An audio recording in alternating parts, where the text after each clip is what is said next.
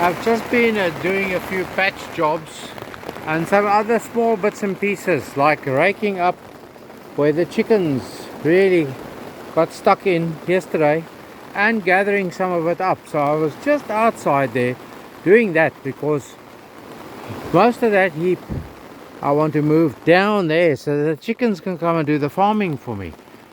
Anyway, this is the end of week 8, I think, if I'm correct.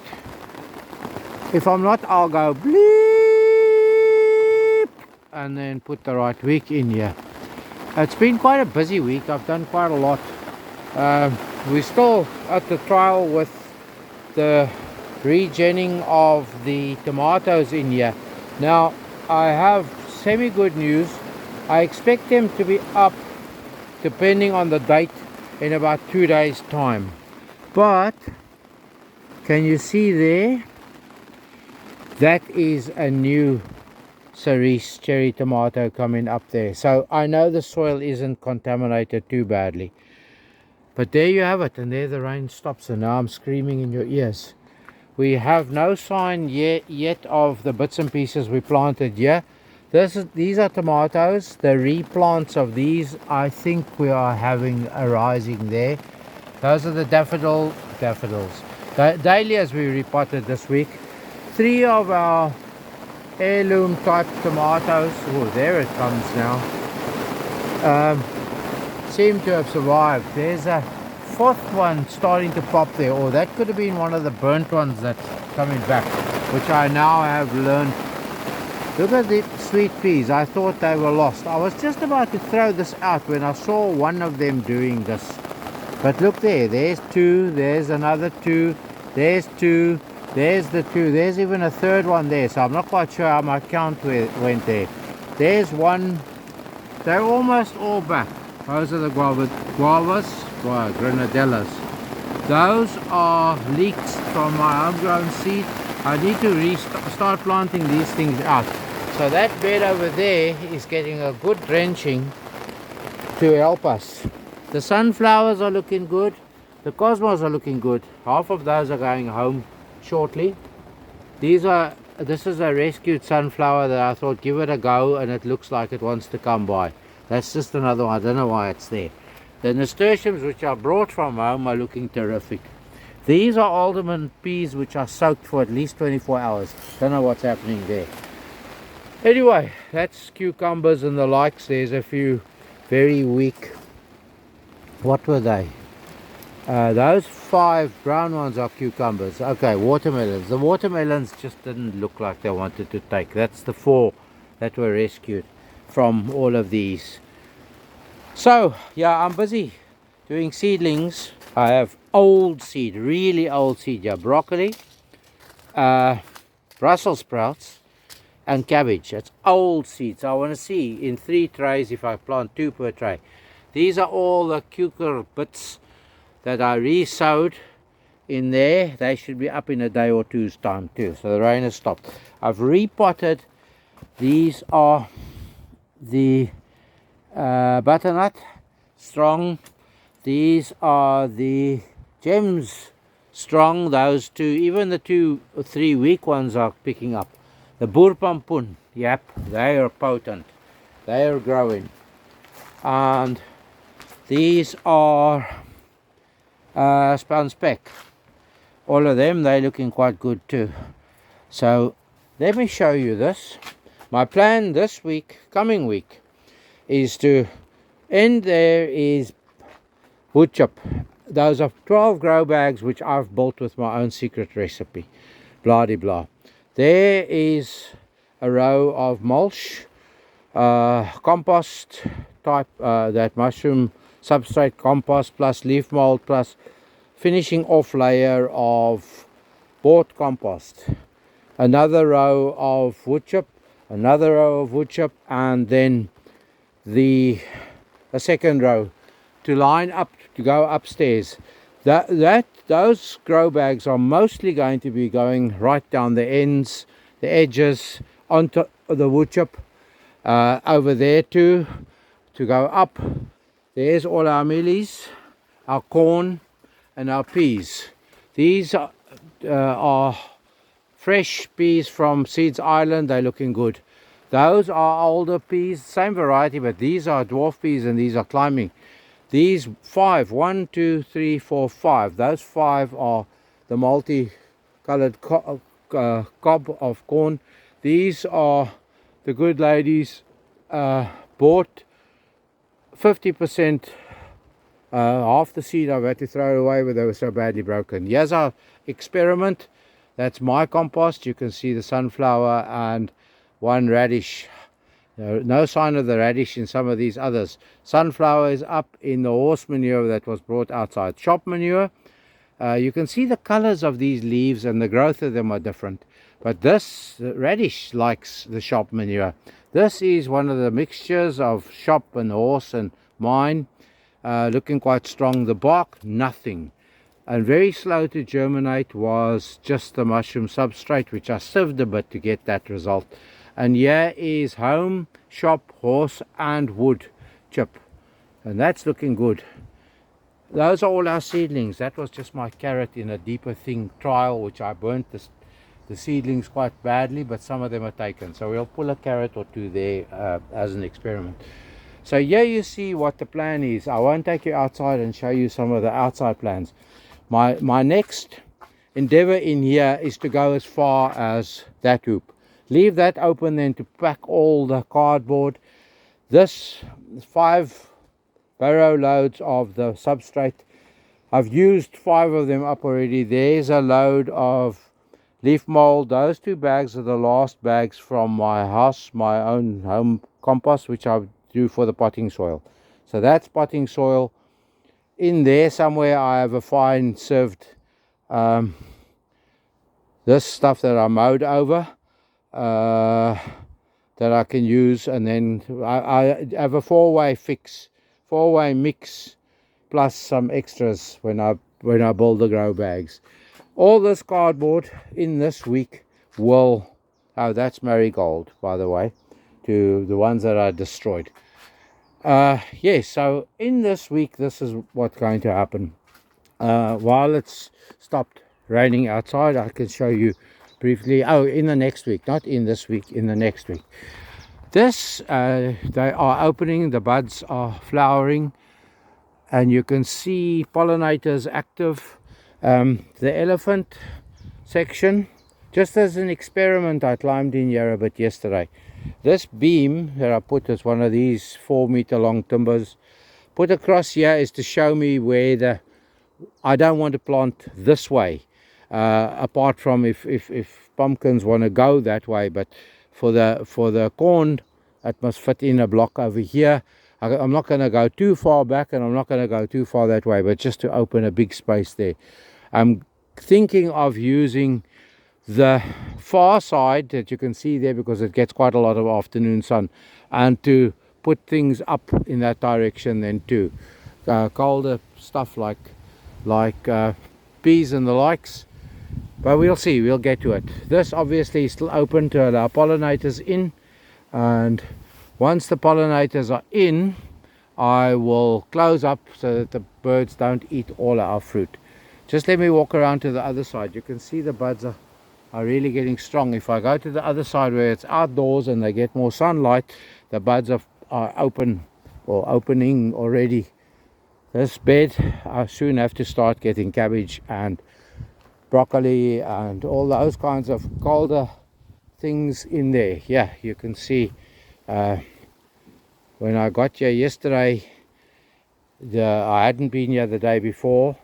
When I got here yesterday you could see the bees working, the pollinators are working here. So soon the pollinators will be in there. As soon as those open, then it won't take me longer than 10, 15, 20 minutes to close up the place properly, because I've done all the edge sewings apart from that. There's 1 or 2 holes that I have to sew up too once I get there. I'm just observing something here and I'm wondering, there you can see a hole. I'm wondering if I shouldn't sew this on so that they don't flap around in the wind so much. I'll give it some thought, or just stick a tie wrap or 2 through. Well, that's more or less the update from the end of week 8. Oh, okay, not quite. I see there was mowing services on the go here yesterday.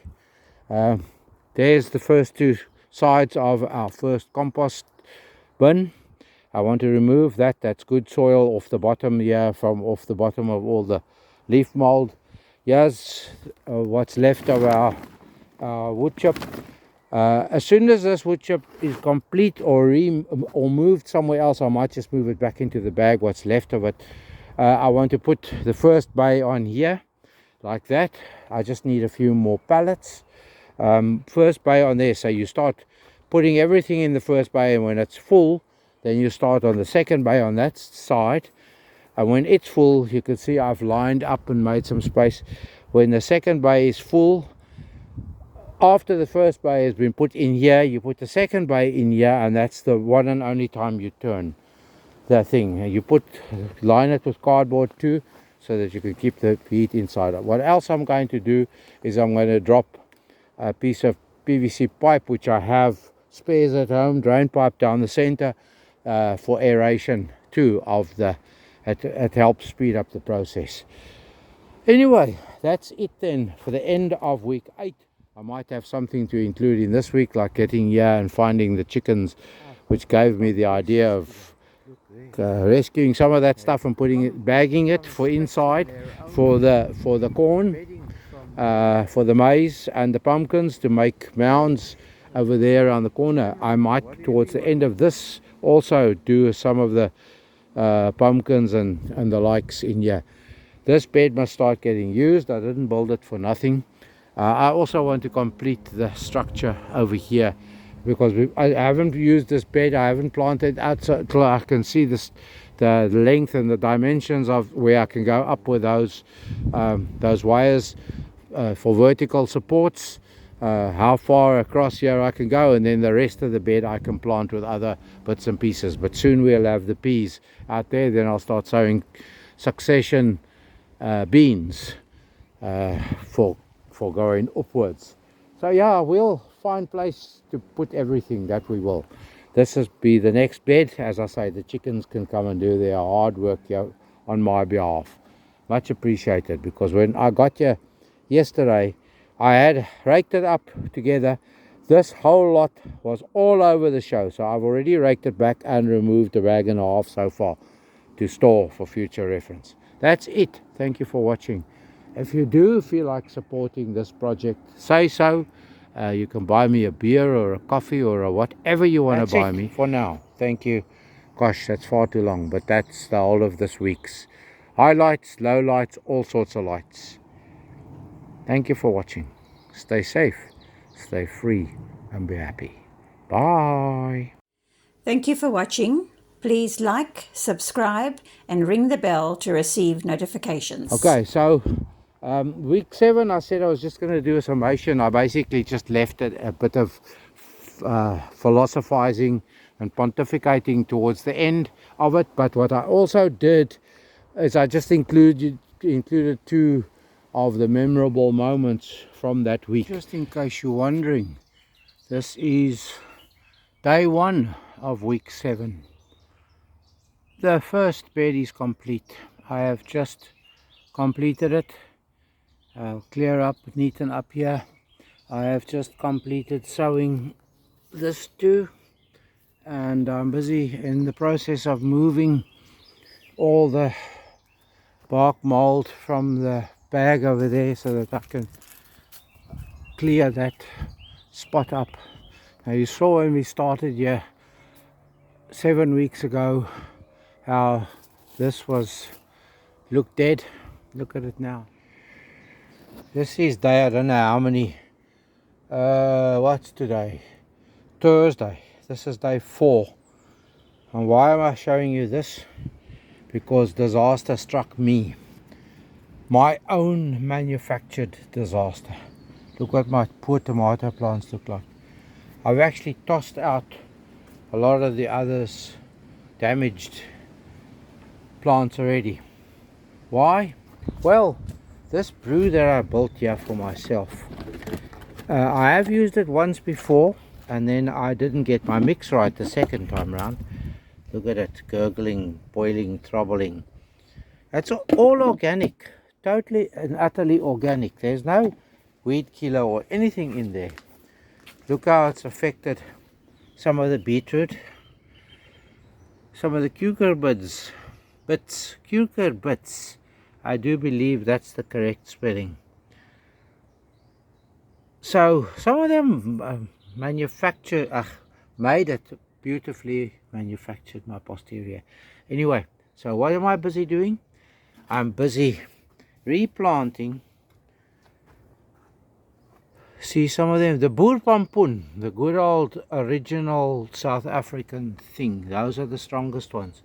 These are watermelon. They are very, very weak. I don't know if any of those will survive. That's what happened to the basil. The sunflowers lasted well. They seem to have given the nasturtiums a kick up the posterior. They just sort of rose exponentially.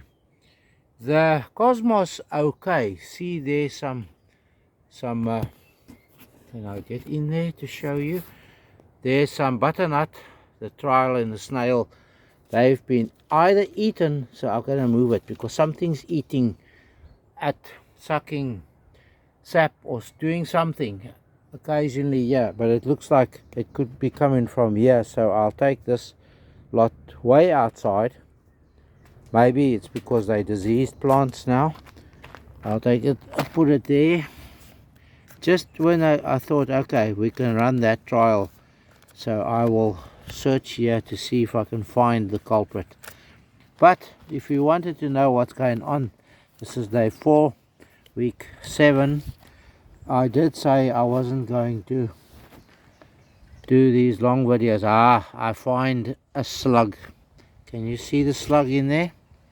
I find the slug. So maybe the slug has been doing the damage to all of those plants in there.